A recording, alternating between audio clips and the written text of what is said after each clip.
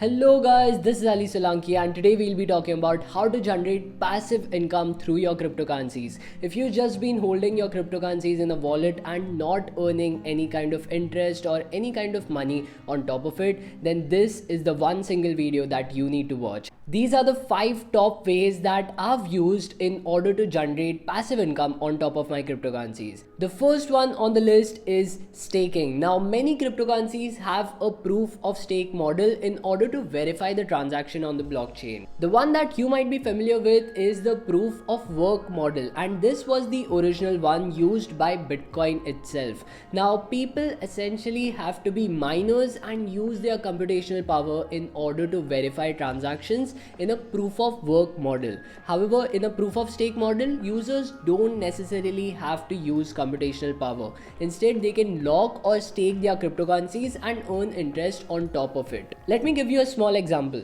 You can stake your Binance or BNB tokens by going over to their staking platform, which is this, and essentially choosing a validator you want to stake your coins with. Another one is Ethereum 2.0 staking. Right now, Ethereum uses the proof of work model, and that's why its gas prices are also quite high. However, it is soon going to come out with Ethereum 2.0, wherein it will switch over to the proof of stake model, which will in turn also reduce the gas prices to a large extent. Now, there is a small catch. To become a validator yourself, you would need a really good mining rig and at least 32 ethers to stake. Of course, this cannot be done by everyone, so you can also go with staking your ethers with third-party platforms like Binance. These basically do not require to have 32 ethers in your balance, and you can just start with small amounts as well. The second method to earn passive income through cryptocurrencies is lending. Now, there are 4 different types of lending that you can do. The first one is peer-to-peer lending.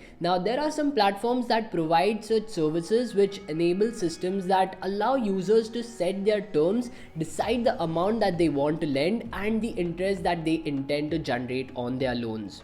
The platform matches the lenders with the borrowers. Similarly to how P2P trading works, if you've heard of that, they match the buyers and the sellers. Now, these lending platforms provide users with a certain degree of control when it comes to crypto lending. However, you have to deposit your digital asset on the lending platform's custodial wallet beforehand itself. Now, the second type of lending is centralized lending. In this strategy, you rely completely on the third party for your lending. So, just like P2P lending, you have to transfer your crypto to the lending platform, and then you can basically earn interest on top of it. Of course, here you can use Binance, BlockFi and other platforms in order to perform centralized lending. The third method is decentralized or DeFi lending. Now, this strategy allows users to execute lending services directly on the blockchain. Unlike P2P and centralized lending strategies, there are no intermediaries involved in DeFi lending. Instead, lenders and borrowers, they interact with smart contracts directly, which are basically deployed on the blockchain itself. Some examples of these protocols are Compound, Aave, and so on. The fourth type of lending is margin lending. Now, lastly, you could lend your crypto assets to traders interested in using borrowed funds to trade. Now, if you've ever traded cryptocurrencies, then you would notice that there is an option to change margin as well. Margin basically means that instead of just investing say $300 that you have currently, you can invest more amount of money for a particular trade. Now, this extra amount of money that you get is called the margin. For example, if you're taking a margin of 2x and if you just have $300 in your balance, then you can still perform a 2x margin trade, that is $600 worth of trade on the crypto markets. Now, this extra funds that you get, these extra $300 that you get, is from the centralized exchanges itself. But you can provide these traders with your cryptocurrencies as well, and that is called margin lending. A great example of this would be KuCoin. The next way to earn passive income is through cloud mining. Now, for blockchains like Bitcoin, which use proof of work mechanism, which we had talked about earlier, now these use a lot of computational power. In order to become a miner, you need a proper mining setup to make profits on top of it.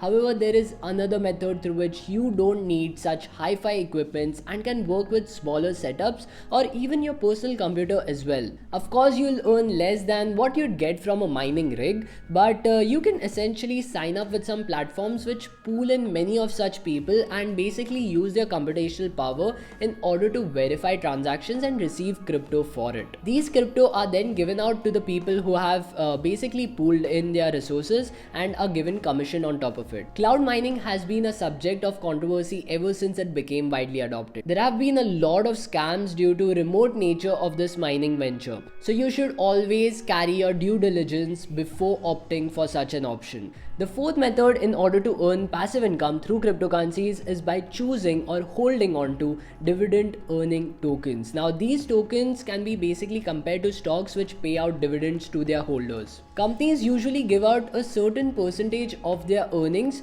to the people who are holding their stocks. Similarly, in the crypto market as well, some tokens pay out dividends in the form of cryptocurrencies. This is a way to incentivize people in order to hold the tokens for the long term instead of selling it right off. Examples of this are KuCoin, FTX, Decred, Ontology, and so on. Now, apart from cryptocurrencies, there are many NFT projects which pay out regular tokens as well, such as CryptoPunks and others which airdrop cryptocurrencies to their holders. The fifth and the last way in order to earn passive income on top of your cryptocurrencies is by yield farming. Now, yield farming can be considered as a method to earn cryptocurrencies by lending or staking it with third-party applications. For example, Binance provides you with around 3 to 4% yield on top of stable coins like USDT or USDC, and you can just lock in those cryptocurrencies with them. Of course, Binance is not the only platform, and there are a lot of platforms for yield farming,